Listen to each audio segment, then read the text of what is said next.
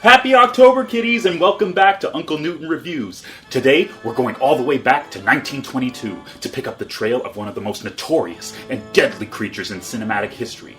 That's right, we're going after the vampire, Dos Vampire, the unclean, the undead, Nosferatu.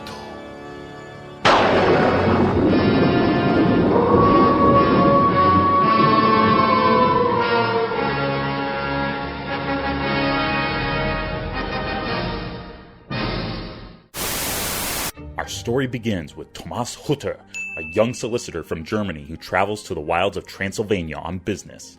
He has been engaged by the mysterious Count Orlok, who hopes to buy a house in a more modern city. What follows is a haunting dream, a nightmare, as Hutter is held captive in the Count's crumbling castle, while Orlok, a living corpse who feeds on human blood, travels to Germany like a plague to slate his thirst for fresh victims.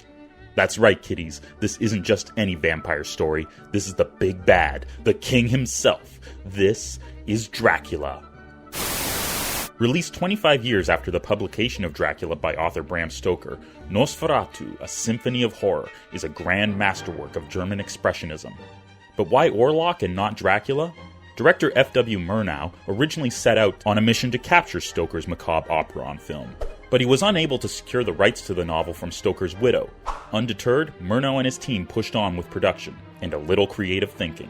A scene swap here, a name change there, and voila, Dracula had now become Nosferatu. Yeah, it's still copyright infringement, but we'll look the other way because this thing's a goddamn work of art. Nosferatu isn't perfect. As a film from 1922, it suffers the same growing pains as other silent movies.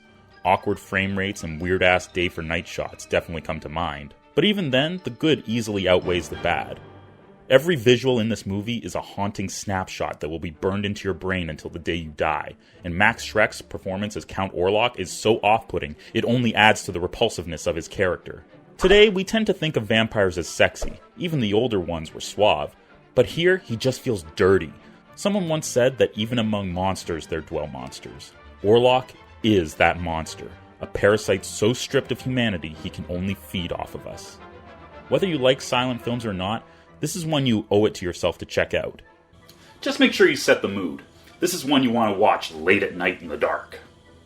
Unfortunately, Nosferatu was never afforded the success it deserved in Murnau's lifetime. Sued for copyright infringement by Bram Stoker's widow, most of the prints were recalled and even destroyed.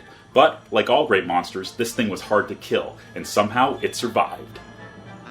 Today, both Stoker's original novel and Murnau's landmark movie are in the public domain, readily available and ready to be enjoyed by any monster hunters brave enough to enter the crypt. With so many films from the early 20th century either lost or undocumented, it's impossible to know which is truly the first to bring Dracula or even vampires to the screen. But as far as page ones go in the history of horror films, there really are few that can stand up to Nosferatu. To this day, it still remains a symphony of horror. Till next time, kiddies.